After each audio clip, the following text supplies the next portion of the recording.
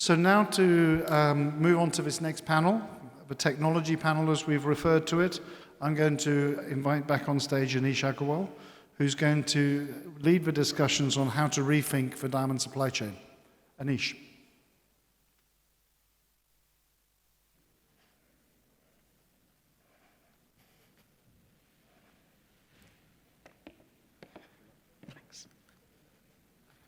Thanks a lot again, Martin. I hope you all had a great lunch and that you've still got some appetite left over for this next panel. We've had two really interesting sessions around COVID in the future and around the new consumer and lab-grown diamonds. This next panel is going to be about technology, which, as we know, is all around us. It affects the way we all live our lives. It affects the way businesses do business. It can make some business models obsolete. It can create new business models. It's impossible to have a conference about the future of the diamond industry and not expect technology to have a say in how that future is shaped. When you think about it, lab-grown diamonds themselves are a technology play. What we're going to do in this session is focus on midstream technology, which is where many of you sit. In particular, we're going to look at the process of diamond manufacturing, the idea of turning a rough diamond into a polished stone that sparkles. That's a core part of the supply chain. It's the heart of our supply chain, and it's an important area of development. At our last conference, we put a lot of emphasis on technology disruption in the midstream because we saw it as a silent disruptor. It's a series of small incremental changes that creep up on you, and taken together, they've got a game-changing impact. Compared to 15 years ago, you can make a bigger, brighter, more sparkly, better quality polished diamond from the same piece of rough. But at the last conference, we went further than this, because we saw potential for manufacturing technology to become a sudden disruptor. There were some really big claims made, like it's possible to cut and polish a diamond completely within a day. That was one claim. Another claim was it's inevitable that diamond cutting and polishing and grading will become fully automated. When we introduced this topic last time, we gave the example of Adidas, the sports company. And we gave the example that they had come up with these factories that manufactured shoes, sports shoes, from start to finish, using robotics and computerized knitting. They'd moved away from low-cost labor centers.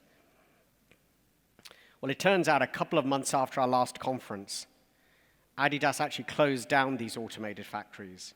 They moved back to low-cost labor centers.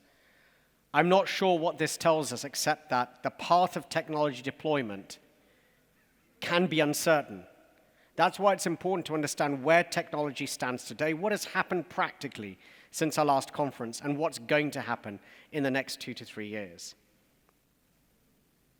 Listening carefully to the last panel, which I think many of you were at, it's important we need to introduce a new topic today, because it's definitely the case that we've got a new consumer reality. Everybody knows that technology can increase efficiency. It can save you time and money. It can drive down costs. But what does it do to the consumer offer? We've all heard of terms like blockchain and traceability. What do they mean? Where does technology fit in? What does it do to what we offer to the consumers?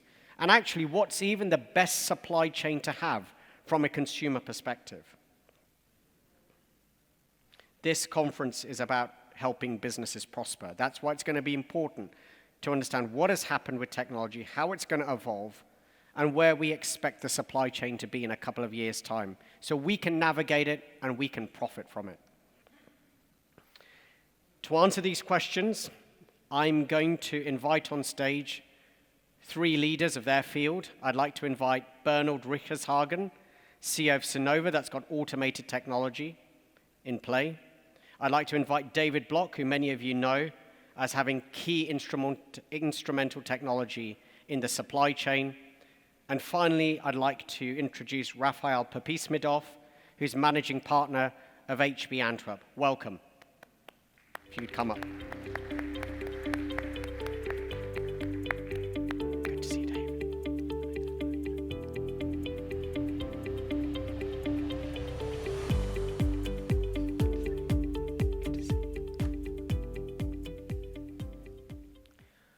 Welcome. Thank you for joining us. We're, as always, excited to have you here, and inevitably new things are going to be said that we've not heard before. I'm going to dive straight into the issues around technology and what was said at the last conference. We are going to talk about the consumer, but that's going to come a bit later. I think the first thing we need to understand as a group is where technology stands and what's happened since our last conference. Bernold, at the last conference, you were very bullish about automated manufacturing, and you've got your own Da Vinci machine, but the question I'd have is what has practically happened in the last 2 years? How much progress have we actually made on automated technology? Okay, thank you. Yes, it's true. 3 years ago, we announced the technology, the fully automated cutting and shaping. So during the last 3 years, we went through the pandemic as everyone, and we used this time very efficiently. That means we improved the system, improved the machine, added new functions to the software. So nowadays we can cut any shape on this machine, fancy shape, but even arbitrary shapes. We have shown it, and even these new shapes are in production today. So that's the next point. We have put a limited number of machines into the industry at selected companies, and they use the machine now for a number of months.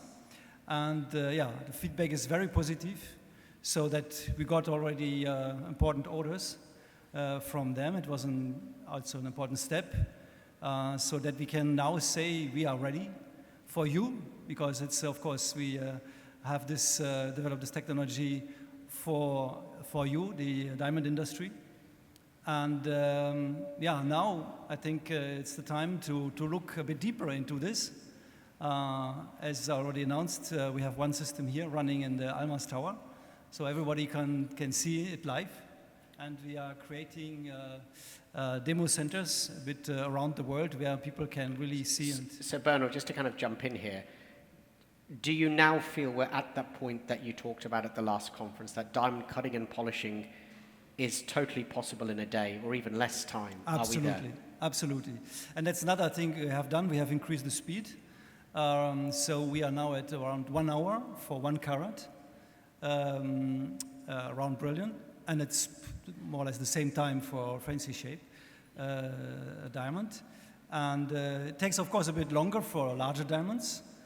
We start from 3-grainer, that's for the moment the minimum, but in the future we'll go to smaller diamonds as well. So there will be opportunities to talk about that Da Vinci machine in a bit more detail. What I want to do is just understand how quickly you think technology like this will get adopted, either your technology or something similar. Before you answer that question, David, I want to introduce you. Welcome. A question for you is, do you still think it's inevitable that manufacturing technology, automated manufacturing technology is going to happen? How quickly do you think this will get adopted by the industry? So first of all, great to be back here after 2 years. And I think the simple answer is yes. Inevitably, manufacturing will become more and more automated. And I think it's not only a matter of the development or the evolution of the technology, but more of the need of the market. So in order to create the ability for our market to meet the changing demands, especially we talked about the consumer earlier in the previous sessions, technology will fill that gap in order to create that need. So I think it's a matter of time. On one hand, technology. On the other hand, a matter of adoption. The adoption of new technologies does take time, so it's not a matter of having just a good technology or technology that does what it needs to do, but also training the market, adapting that to the market needs, and enabling the market to adopt that technology. Thanks, David. And Bernold, back to you now that you've had a chance to think about it. At the moment, right, automated technology is not that common. It's isolated. If you were to take a view on this, how many years, don't say months, but how many years do you think it would take for the majority of the world's diamond manufacturing to be automated above a certain size? Let's call it 1 carat rough. Yeah. I like to compare it a bit with the moment when the combustion car has replaced the horse coaches more than a century ago. In the beginning, there was a lot of skepticism, and people didn't believe that this new thing would really totally change the world and change the way to move. And I believe the automation of cutting and polishing will do the same. In some way, we can say we catapult the diamond manufacturing industry, sorry to say that, but from the Stone Age to the future with that technology. I think, as everyone knows, manual polishing is a very, very old technique. It has improved, of course, over time. But now with the new possible technologies like the laser, especially the water jet guided laser, it has now the potential to totally change the way to produce diamonds. Hold that thought. That's really interesting. We're going to come to that. But I want to give Rafael a chance to come in here as well, because HB itself has adopted quite a lot of automated technology in its own operations. Rafael, why did you do this? Why did you think it was important?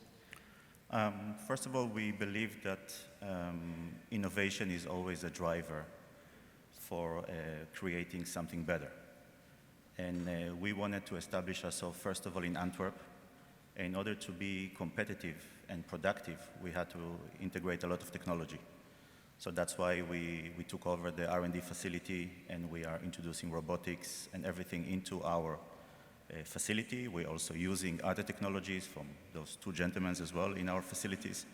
So the idea is to integrate as much as possible, but definitely in order to, because we believe that the future is to move manufacturing into the origin countries. We believe that the future lies into bringing Africa innovation, transfer of knowledge, and to help those communities to flourish beyond just the dig and wash operation. So therefore, we are doing a proof of concept in Antwerp, but the idea is fully to move everything into the original countries. Thanks a lot, Rafael. That's really interesting. We're going to come back to the African component as well. That's a very important part of this conversation. David, I just want to come back to you just so we can scope out for the audience where technology stands.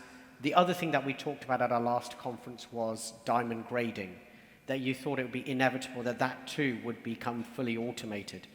Do you still think that's the case? How do you expect that to change the supply chain? So that I will put a time frame on, and I believe that's not months away for a large portion of the market to be automated, but a very limited number of years, a few years, we're going to see diamond grading moving, I think, very significantly to the direction of automated grading.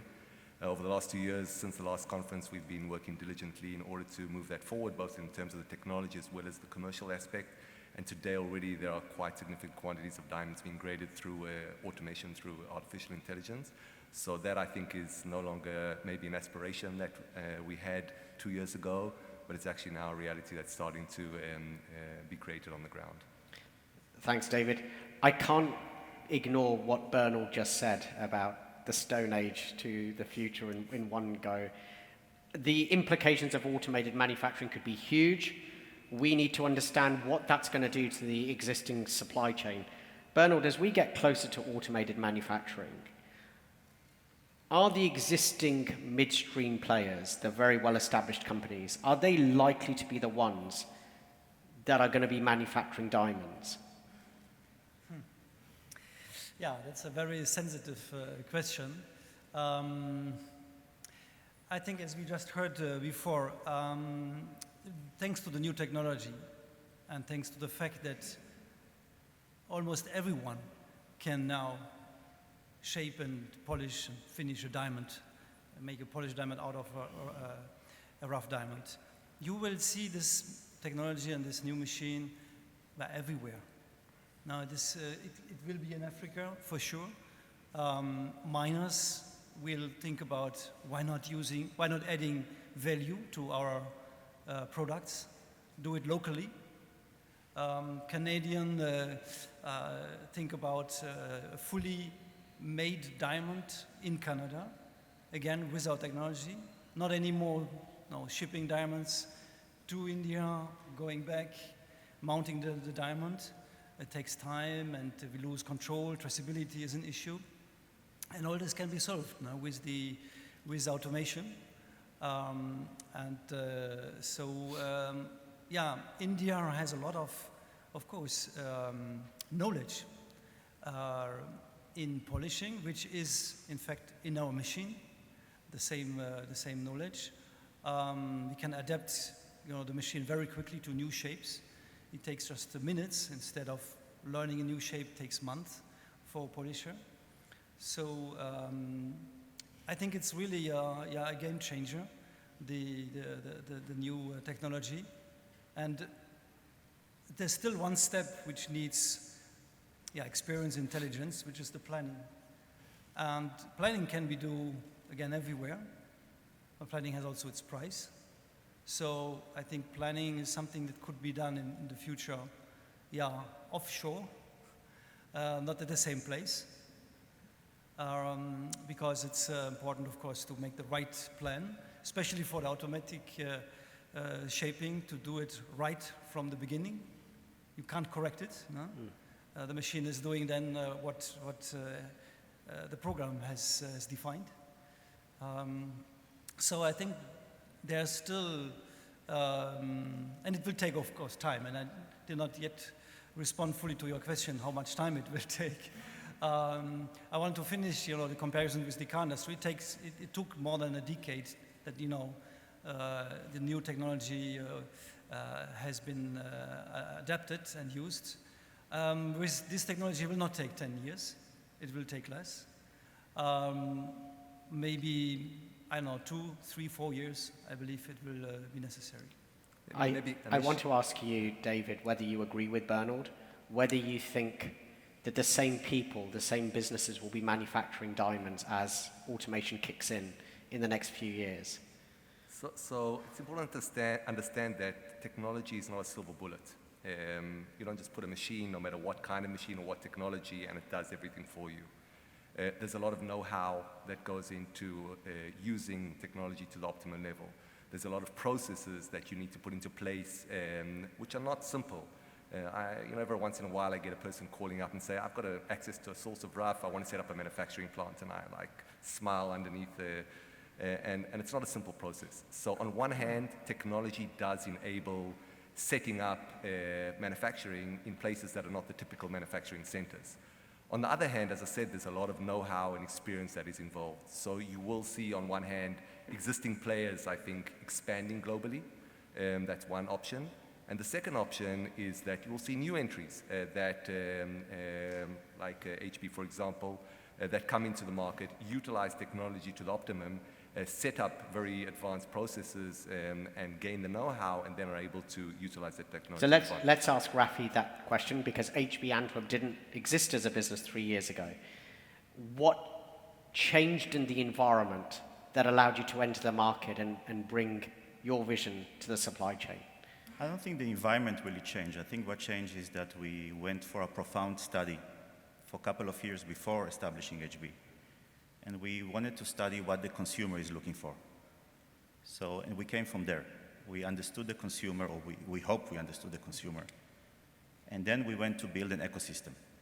And the ecosystem is about telling the story of the diamond in the right way. Not that the story is not done right today, but there is a new generation coming, and this generation is going to challenge us. This generation is going to ask questions that never been asked before. So the idea of building a new ecosystem was actually it's not to take something existing and add more layers to it, it's to build something new from the ground. Then the technology is a wonderful tool to make a revolution or to create a new disruption. But it's not enough. The technology needs to be assisted by a vision needs to be assisted by a profound understanding of the market, and needs to bring real solutions to a generation that is out there, and those are humans that we never knew before. When you talk about solutions, I guess the question would be, what do you think are the problems that need solving? Solutions is about mystery. Our industry is not well understood by the consumer. The consumer has been educated for the 4 C's, and the consumer is reaching today to the retail space with a lot of anxiety. He feels that, I don't want to use inappropriate words, but the consumer wants to walk alive out of a store because he doesn't enjoy the experience. That's what our studies are showing. And experience is an amazing experience to see the evolution of a rough diamond into a polished diamond.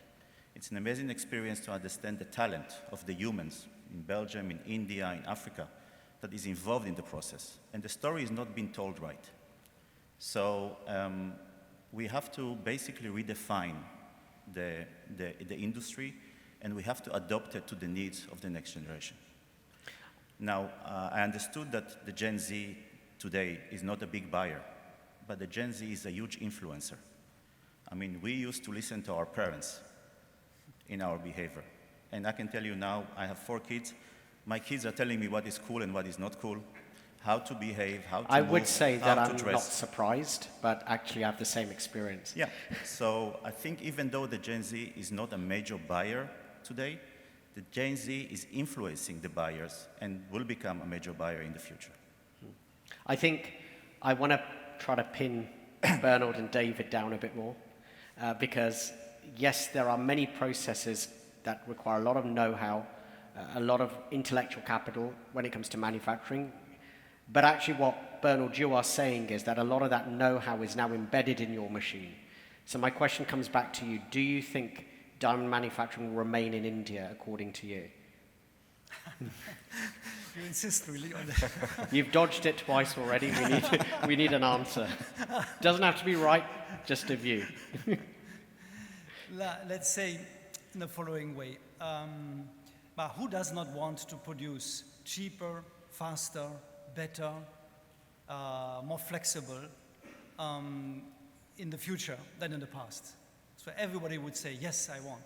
And if I tell you that the machine is twice cheaper than the cheapest manufacturer in India, then I ask you, okay, what's the question anymore? So I can just tell you, nobody will stop. You know, the technology coming into this industry and being used, and I'm sure at the end by everyone, as the car has replaced the horse coaches. David, you talked about automated grading. I'll ask you to respond to that as well. I want to just, by all means, respond to what Bernold said, but also consider the second question to hold in storage. You also talk about automated grading. What do you think is going to happen to these existing processes involving sending diamonds to the GIA, getting them back? How do you think this... We're trying to get to the bottom of how this supply chain will change at the moment. So that's what we're trying to understand. What's your view on grading and the manufacturing comments that Bernold just said? So I'll start with the manufacturing. And I think in the end, a large part of manufacturing will remain in India because, as I said, there's know-how and processes. And that's not easy to replace. Technology doesn't simply replace that. On the other hand, there will be a growing, in my opinion, a growing segment of the market that, as Raf mentioned, goes to the producing countries. There's of course a strong interest of the producing countries for benefication, not only in terms of selling the rough, but creating knowledge and know-how and employment within the producing countries. So I think there will be a significant growth of there, and technology, of course, is a significant enabler to do so. So I believe that will happen in Africa. It could happen in other producing countries such as Canada, Russia, and so onwards. So I think that's in terms of manufacturing, but there will be, I think the large bulk will remain. Technology will take time to get to the smaller and cheaper goods, which still are not necessarily cost effective to manufacture with technology at today's price points, but that cost will go down. When you talk about grading, again, I think that the people that currently today are involved in processes that are very repetitive and there is not a significant amount of value that is added in a very deterministic, repetitive process, will be replaced by technology. And these people, or similar, will move to other processes that require more input, more human involvement. I would say bifurcate between the graders and the gemologists.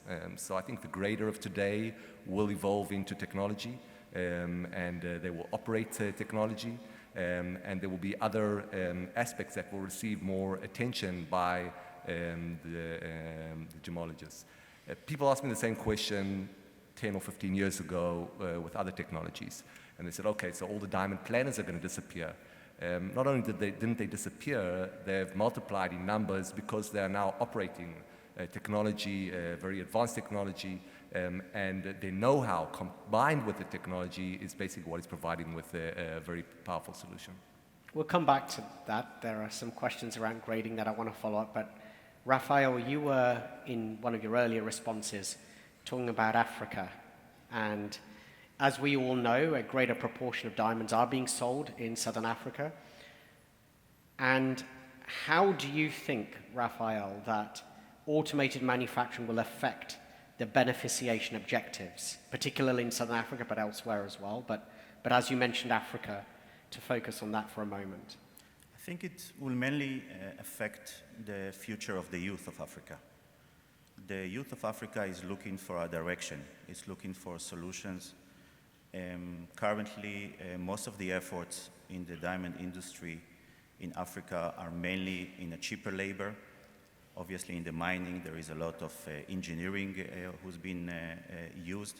But if you go to a country like Botswana and you see what people are doing for their bachelor and for their masters, they're all doing mining engineering, because that's the only future they can find today in the high-level positions in this industry. So, but bringing robotics, bringing innovation, bringing new technologies, training the youth of Africa, this is the real beneficiation. Beyond the economical beneficiation, it's the future that we are creating for this youth and the transfer of knowledge to those nations in order to give them the capacity to become real players into the luxury markets. If, though, to kind of just argue the contrary position, if manufacturing is an automated process, how much skill transfer and how much employment do you actually think will get created? You know, technology, we learned when we use our computer, we use our phone, you get updates every week, every 2 weeks. Technology is not something static. Technology is something that evolves over and over and over again. David can explain much more about the updates that Sarine is doing to its technology on a regular basis. So once you bring the technology, then you have to involve the youth into the R&D, into the next stages of this technology, because they're going to be, I mean, today if you see how much knowledge was acquired in India, thanks to all those machineries that are brought, they brought it into perfection in India. So there is no reason why Africa cannot do the same, and the robotics are not going to replace humans. They're just going to shift the humans from cheap labor to more educated labor. And that's the real future of Africa, in our opinion. Okay, we can come back to that. And just for the next question, because there'll be a more provocative question in a moment, let's just make a distinction between, for people in the audience, that you can be an Indian diamond company owner today and manufacture in India, but you can also be an India-based diamond company and manufacture elsewhere, right? So a separation has to be made between ownership and operation. Now, with that in mind, the first question for you, Bernold, is, if you've now got automation, where's the best place on earth to manufacture diamonds, right? So we've talked about Africa. Do you see the potential of a made in Switzerland product? Do you see potential of a made in America product, so that the product plays into the American consumer, it creates a different type of supply chain? And keep an eye on what we think would add the most value to the consumer, because that's where the conversation is going to shift eventually.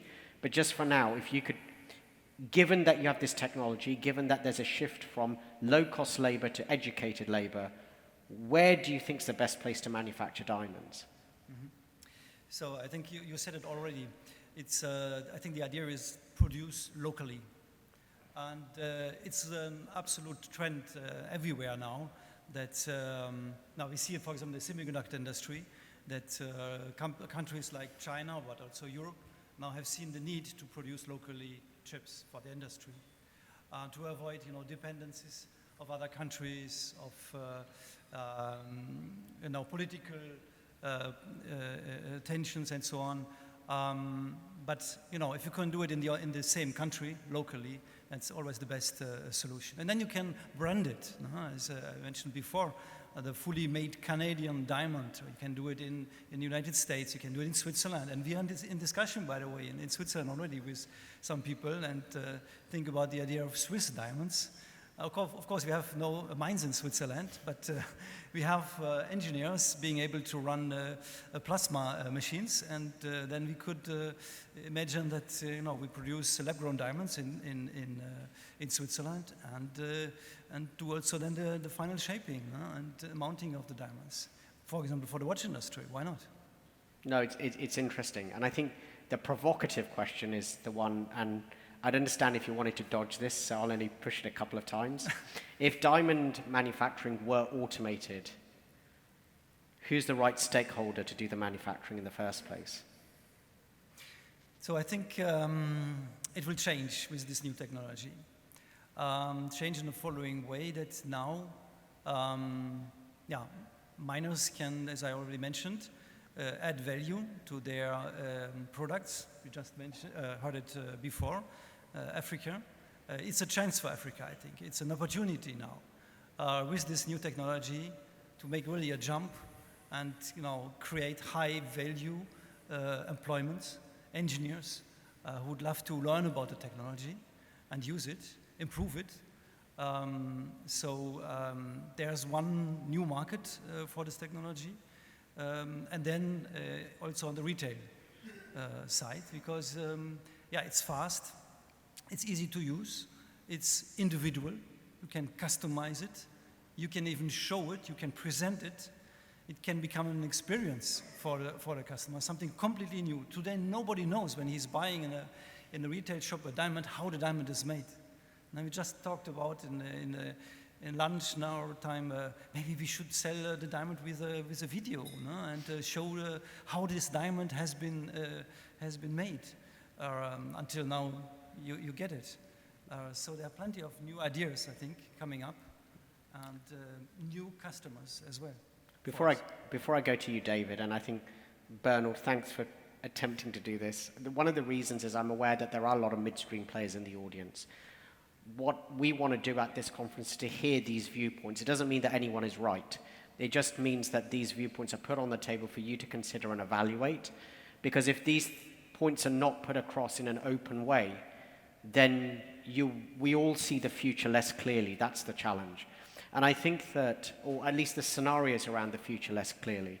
Rafael, I want to pick up on a point that you made. You said that actually, that you talked about the benefits to Africa. You talked about how, you're going to get more jobs and more creation. But isn't the issue that with technology that it's less labor intensive? Yes, you will have jobs that are highly educated, highly specialized, that require more experience, more skills, but they'll be smaller in number. Okay, how do you think that gels with the idea of creating employment in these African countries that you talked about? I think you have to see the whole ecosystem that will be created. Who said that an African man can only manufacture a diamond and then somebody else has to take it from him and sell it in Paris? Why can't he do the marketing himself?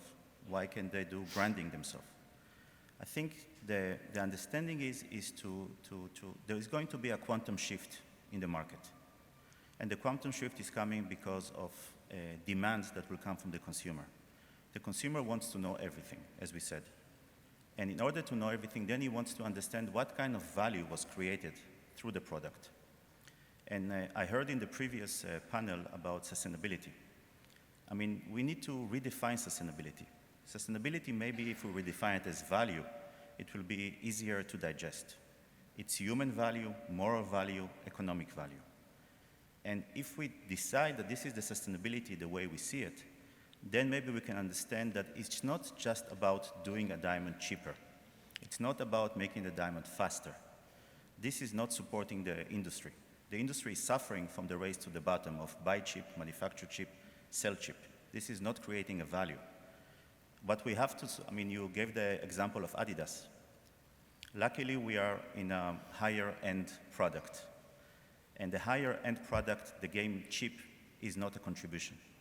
The brands who are making the real money in the end of the day in other industries are not saying I'm making my bag cheaper. They are saying I'm making my bag more expensive. They're not saying I'm doing my bag with a cheaper leather or with a cheaper human. I'm doing my bag at the best place, at the best location, with the best value. One of the questions we didn't ask Stephen Lussier earlier is how does he think diamond jewelry has compared to Chanel handbag price appreciation over the last 2.5 years? We'll park that as a near miss. Please continue. So, no, but that's a great example. I mean, yes, the industry is doing much better today than expected. Yes, the industry is flourishing in the last couple of months, but we have been on those waves of peaks and lows. And why should we have those lows? If we can manage to create a healthier ecosystem together as an industry. Obviously, solidarity is very important, but we also are competing each other. And that's very healthy. Competition is the best thing for the industry. So the value that will be created, you have to see it in a much broader perspective and something that will answer the needs of the future. So we've had a couple of different answers here, David. I want your view. Bernold has talked about manufacturing migrating towards producer countries, but also the possibility that it moves towards retail. Rafael has talked a little bit about how when we look at beneficiation objectives, diamonds do good, that we should look beyond the narrow remit of cutting and polishing in of itself, but a wider skill transfer. What's your view, David, with this? So, first of all, I think they both have a point. So I don't know where the manufacturing will be, but I think there are 3 criteria that I can think of that will impact that. One is the desires of the producing countries. That's what Bernold talked about. There is definitely forces there that want the manufacturing to be done in the producing countries. So I think that is going to happen to some level due to that. Second is the retail, the consumer, and again, maybe Beryl would be better to ask that. There's a retail demand to the story, the narrative about the diamond, where it comes from, maybe how it was manufactured. Maybe it's in its early stages, but the conference is about the future of diamonds, so maybe it's not here today, but it's coming. And I'll add a third perspective to where it's manufactured. In the end, it's looking at the entire supply chain. Today, we have a fairly inefficient supply chain, unfortunately. A lot of goods packed into the supply chain for quite a lot of period of time, dead stock ending up, whether it's in the retail or wholesale. How do we make that pipeline more efficient? And I think that question will determine a lot of how tomorrow's manufacturing looks like, is how do you create an efficient pipeline enabling you to get to the right polished goods to the right retail at the right time, adapting to consumer changes in their demand. Today, if the consumer wants a certain quality or type or shape today, there's no way to give it to him. He needs to wait at least 6 months to 12 months for the whole pipeline to catch up. So in making the pipeline a lot more efficient, I think, will be a big parameter in determining how manufacturing looks tomorrow.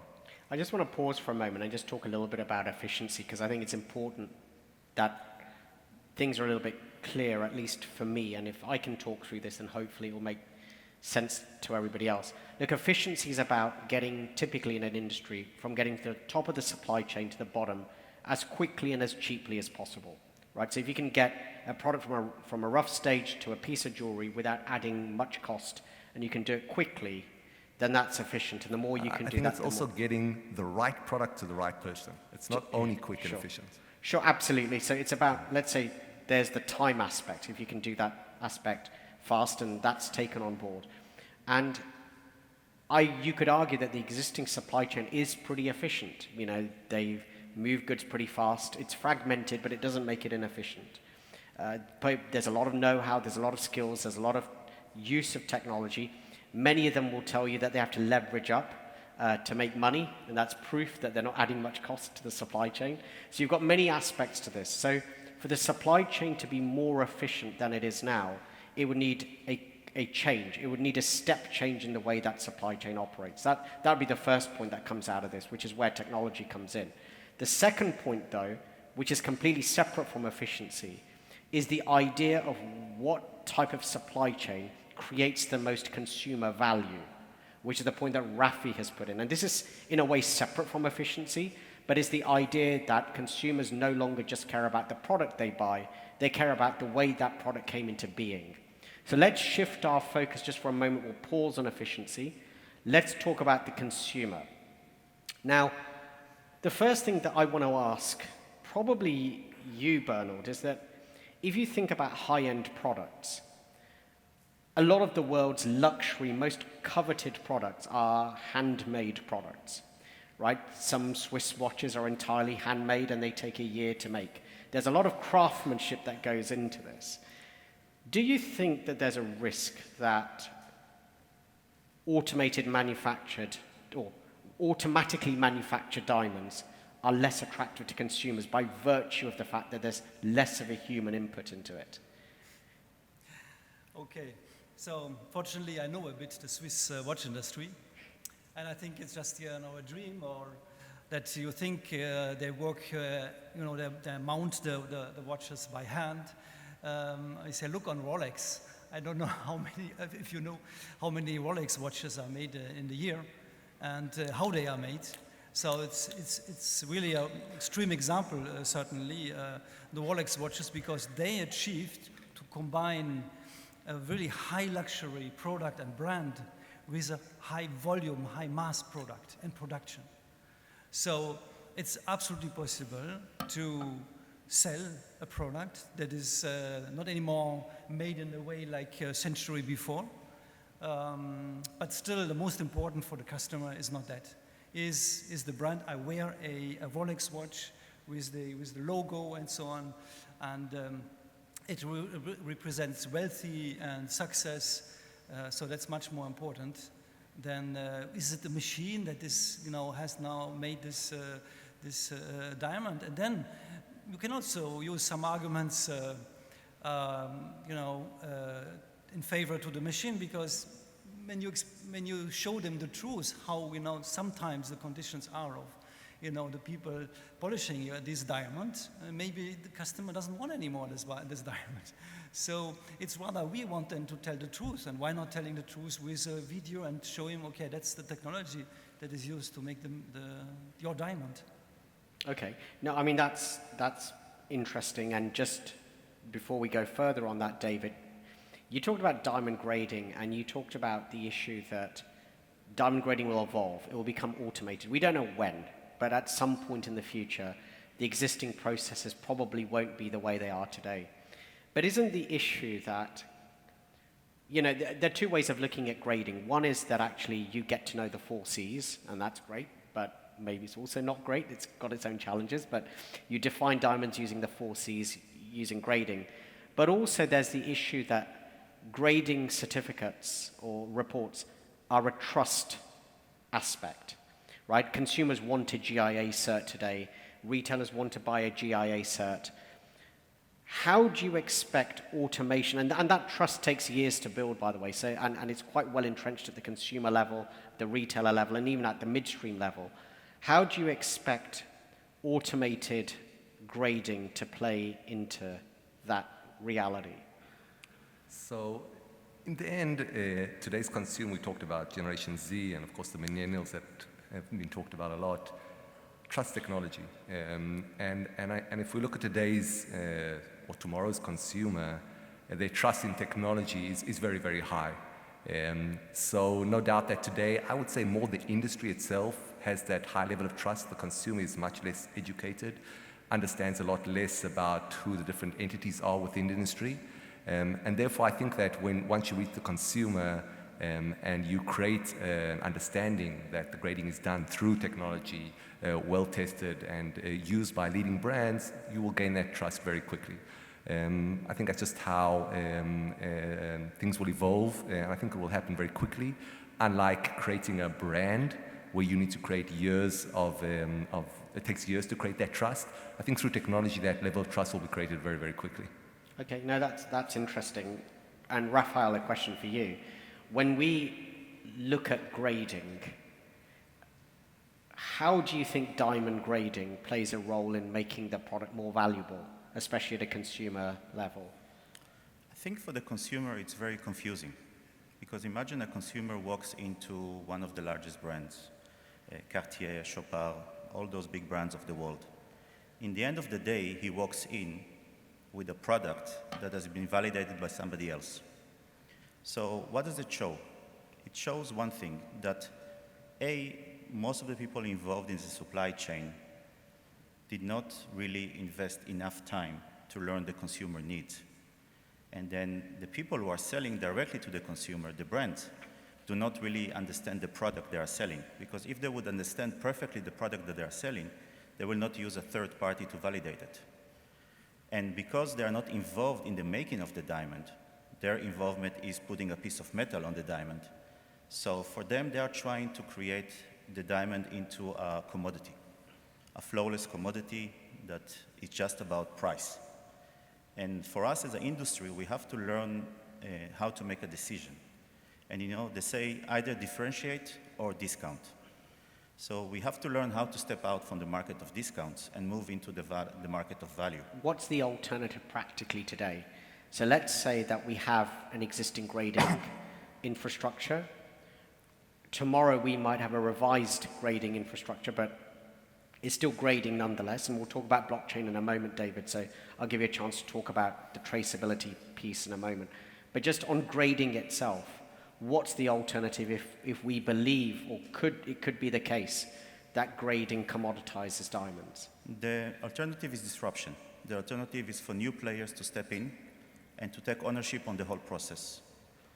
This is way beyond the vertical integration that was tried a couple of decades ago. This is about somebody coming and saying, we built an ecosystem, we built an infrastructure, we are building a scalable business, and therefore we feel comfortable enough to take ownership on the process, interact directly with the consumer, and give him a proposition he cannot refuse in the sense of creating value for him. Therefore, we will need, I think the market needs to step out a bit of the box, create new definitions to the diamond, add new layers, mainly about the sustainability aspects, the origin, the provenance, to give more information, but then quantify this information into something that is very clear and not into something that is confusing. I think the 4 Cs was a wonderful tool for decades. Today, it's not serving the purpose anymore. And you don't have to believe me. You have to see when a consumer that buys from any brand or he buys in any cheap store, when he comes to sell his diamond back, he's getting 40, 50% at the best case on his diamond. It's because there is a confusion on the definitions of the 4 Cs. And there is always an argument to say, oh, what I see here is not actually what I see in the diamond. So therefore, I think there is a great time now for all of us as an industry to step up and try to go into territories that are quite unknown for us, but we have to dare more in order to challenge the market. Can I just ask the audience, how many people in the audience, so I don't make any assumptions, are diamond manufacturers? If you could raise your hand, please, that would be really helpful. I just want to get a sense of how many people who are diamond manufacturers. Not that many of you, okay? All right. The question I wanted to ask you is, how many of you as manufacturers feel that you need to certify your diamond in order to be able to sell it today as polished? Like if you didn't certify your diamond, it would cause a problem for you. Okay, so most of you think that if you manufacture diamonds, you need to certify them with a recognized grading lab. And now another final question, how many of you believe that despite you certifying your diamond, that the certification process commoditizes the diamonds that you're selling? So we've got a paradox. We think that certification, thank you for that participation. So we've got a paradox. People believe certification is necessary, otherwise they won't be able to sell their diamond. But people believe that the certification commoditizes the diamond and potentially doesn't add value. David, how do you resolve that paradox? So first of all, I agree with that. You've got 2 aspects of certification. One, it determines value, unfortunately. There's no way around it. So color, clarity, cut grade, and so on, carat weight determines value. I think that's not going to disappear. That's not going to change. But what I think should change is the fact that that has trickled down all the way to consumer and, as many people here said, has commoditized the diamonds. And I think the power needs to go back to the retailer. The previous panel talked about creating trust, the trust between the retailer and the consumer. And the fact that the retailer needs a third party to certify their diamonds, I believe will change over time. The high-end brands don't need it. I believe the rest of the market will go in the same direction, creating their own value proposition. And grading will probably eventually go back to where it actually started, I don't know, 30, 40 years ago or more, as a B2B transaction. Yes, you do need the understanding of what is the grading to transact B2B, but the B2C, I think that should transform into something else, which is more in the hands of the retailer. Each retailer creating its own value proposition, not necessarily centering around the 4 Cs. The 4 Cs is not how you sell a diamond. It's a basic understanding of the value of that diamond, where it needs to be priced, but that isn't the main point of the sale at the retail. Or it shouldn't be. Do you think that there's actually a situation here, and Bernold, I can come to you back to Swiss watches in a second and use your experience there, but do you think that there's what you're describing? I mean, our industry is fragmented at retail level, and it could be the case that most retailers do not have a strong branding proposition. The leaders do, in terms of the people who drive the marketing, drive the desire. But it's probably fair to say that the majority of diamonds that are sold to the consumer today are not branded. Do you think that for what you're saying to work, there needs to be a wholesale shift towards a branding proposition to the consumer? That's part one of the question. And the second question would then follow on would be, do you think that's even possible? If yes. Again, in my opinion, the answer is yes.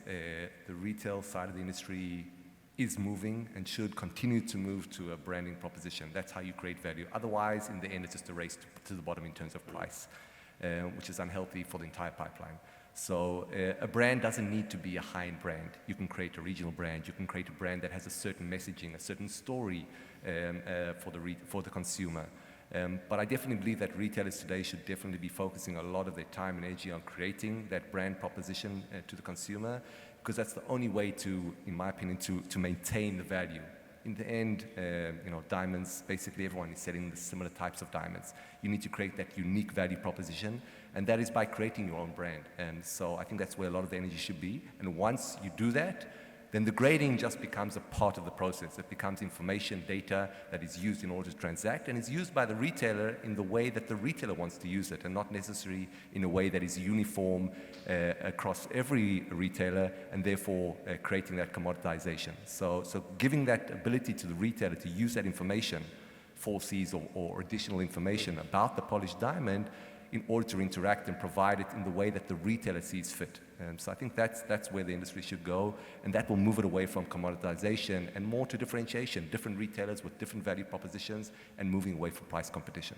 And my question, I guess my thought there would be, our industry could be potentially too fragmented to pull that off, right? And another model, just to kind of play with this, Bernold, is something that you've talked about, which is Swiss watches. Where here, it's the brands, the manufacturers of the Swiss watches. They don't always control the retail outlet. That brand is created further upstream in that supply chain, right? Do you see the possibility, maybe through manufacturing technology, maybe through the way grading is, where do you think those brands on the pipeline should exist? Should they apply at the miner level, midstream level, retailer level, or somewhere, or a mix? Where do you think they should be? I think it's first the retailer, because he goes, in a certain shop, and in general these are a chain, and the names are well known, and I think that's the first reaction of the customer. Think about the retail shop, less about the manufacturer, and even less about the miner. No? But you can include this, include this in the story, that the retailer should in the future tell the customer and explain the origin of the stone, where it is coming from, when it has been mined, maybe the age of the stone, It sounds a bit ridiculous, but for an average consumer, that's a nice thing to tell. It's 1 billion of years, and not everyone knows that. No? And then also, who has polished the stone, where it has been done, which conditions, and these things our customers today, the new generation wants to know. And I think there the technology can play a role. Thanks. That's an interesting concept, and I want to go back to you, David, around the issue of traceability, because I think it's worthwhile for everyone here to understand what tracking and traceability means. What does it mean to you, and why do you think it's necessary? So I think to explain in very simple terms, it's connecting sustainability or the ESG parameters regarding the journey of the diamond to the specific diamond.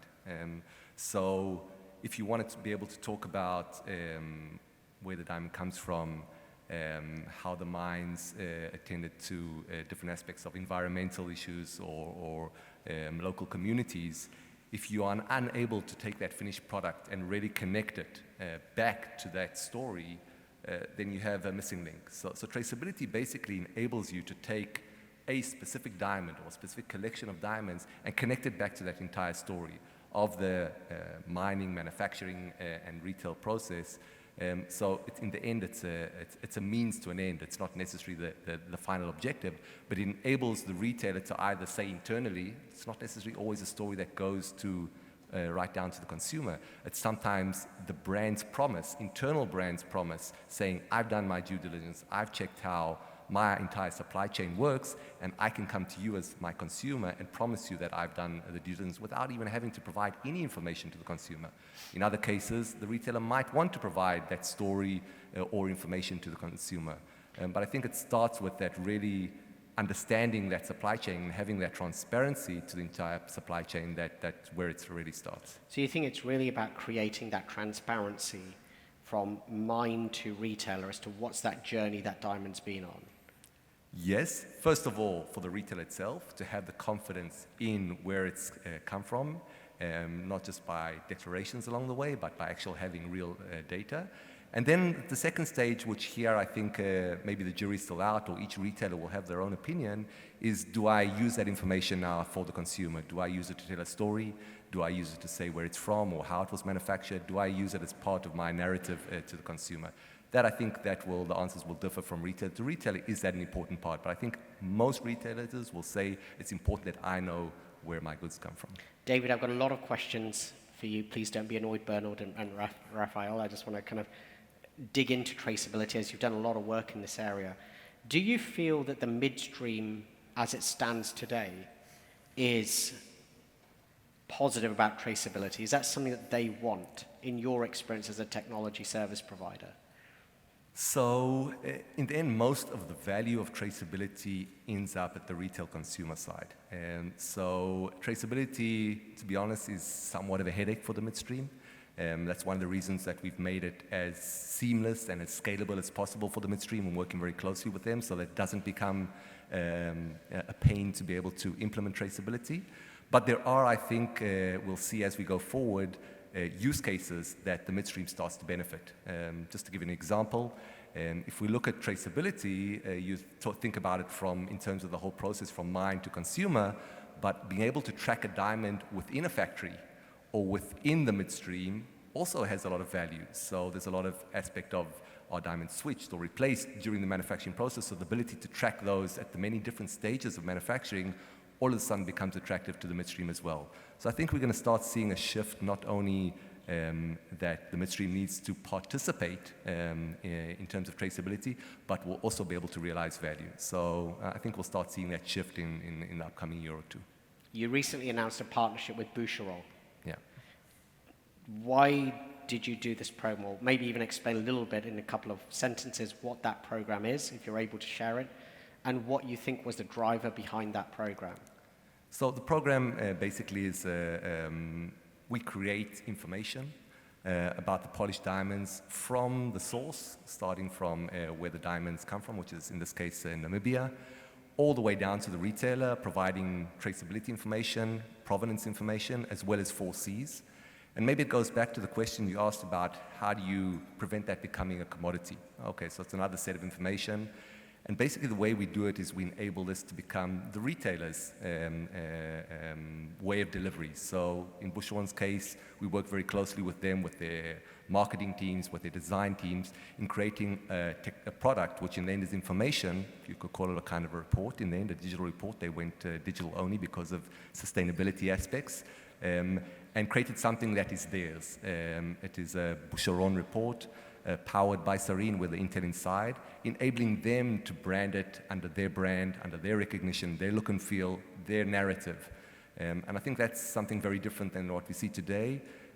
We look at ourselves in the end as a data provider, enabling, creating information, and providing it to our clients in order for them to be able to use it in the way that best serves their purposes. Rafael, can I call on you just to comment on what your view is on traceability and what you think it doesn't add to the consumer? I think traceability is an amazing tool for the industry, but it has to be used with passion. It should not be taken as something that is imposed on us or something that is a challenge. Traceability is opening an opportunity to give incentives. It's incentives to nations that have better governance, to have more value for the diamond than other nations who do not apply the same governance. It's giving incentives to miners, it's giving incentives to the midstream. So traceability has to be used in the right way, and traceability is mainly it's a tool to give the consumer a real view into the value chain of each diamond. And therefore we have to be very innovative in the way that we define our diamond, in order that when the consumer for the first time will get a look inside the process, he has to find a beautiful process. He has to find values that are talking to him in the language that he understands. So therefore, we believe that traceability, blockchain, all the technologies that are applied, they are wonderful tools, but we have to be very careful to use it in the right way and to bring real passion into that process. Are you arguing, just to put a provocative question, that okay, traceability is an enabler, but what really needs to be looked at is what's the ideal supply chain from a consumer perspective? Yeah, the consumer doesn't want to see a supply chain. The consumer wants to see value chain. He wants to see what each player in the process added as value to the product that he bought. And if he doesn't find that you're adding value, you are one name too much on the list of the players that he sees on the paper. So therefore, and what is also very important is to invest a lot of time and money in technologies in order to close the black holes in the manufacturing process, in order to guarantee a smooth identification of each stone from polished to rough without having any black holes and having any doubts about the information that is provided. I'm going to wrap up in the next couple of minutes. I've just got a few more questions just to start to get a view on all of this. The first, let me start with you, David. What do you think the supply chain is going to look like in 5 years from now? Just in a couple of sentences. I can probably wrap it up in one sentence, a lot shorter. And I think that's going to be critical to, as I said, bring the right product all the way down to the consumer, to the retailer, in the shortest possible time, adapting to changes in terms of demand. So if we can get to a stage that once we identify at the retail side, consumer demand changes and respond to that within, I don't know if I want to say weeks, but just a few months, I think that will create a very much more efficient supply chain. But it's not just a matter of saving time and money. As I said, it's creating more value for the customer, getting him the right product. And I think once we can create a supply chain that gets the right product to the right customer quickly, we'll see our industry being able to expand a lot more. Today, I mean, there are endless parts of the pipeline that, the whole memo system is a great plaster or great solution but it's not a good solution. And I think enabling to get the retailer and the consumer the right goods quickly is what we're going to see in terms of the change in supply chain, and that will happen through automative technologies. So it's a more dynamic, more demand-driven, more responsive, shorter supply chain. I think our industry has to become demand-driven, and once it is, I think everyone will benefit all the way down from the consumer down to the supply, to the producers. My last question for you, Rafi, and then one last question for you, Bernold. Rafi, if you have a clean sheet of paper, from a consumer perspective, what's the most valuable supply chain narrative? The most, I think what the consumer wants to see, and the only way we can provide to him, he wants to see a flawless process. So in order to have a flawless process, we have to eliminate any conflict of interest between the different actors in the value chain. And that's something that we started to implement. It's to bring transparency into the process, but not transparency in the sake of saying it, but really implementing it. So transparency means that the miner and the midstream and the retailer are sitting together and negotiating the price. And the midstream is basically serving as a market maker. And that's something this industry never had. This industry never had market makers. It has actually an effect of hot potato that is rolling from one place to another and reaching somehow to the customer. But in order for us to sustain our business on the long term, we have to eliminate all those conflicts of interest and have basically a flawless process between all the actors and have no mysteries or no walls that are blocking the flow of information. Data today is the only key for success. And in order for the miner to have the data, for the consumer to have the data, the doors have to be fully open and no walls could be allowed in that process in the future. Thank you, Rafael. And for you, Bernold, you've got a technology at Sonova that's a game-changing technology. It's very important, it's very key. What would be your message to existing midstream players in terms of what would be your view? What do you think it means for those stakeholders today that are doing the existing manufacturing? I think the first thing is to see the changes, to see that the time is now ready to look on these new possibilities, new technologies, and to be open to this and to think about themselves. I can't give you a perfect recipe now, but to think about, okay, where is my business in the future? What should I do today to be ready? Because I would say in the next 5 years, the industry will be different than the last 500 years. Yeah. And we'll see a lot of changes with lab-grown diamonds, with the software technologies today, grading and automatic shaping. These things will change, and the big players from the past will be maybe not anymore the big players in the future, not having anymore the same influence, the same power. We see it, with the lab-grown diamond producers. You can do it again everywhere.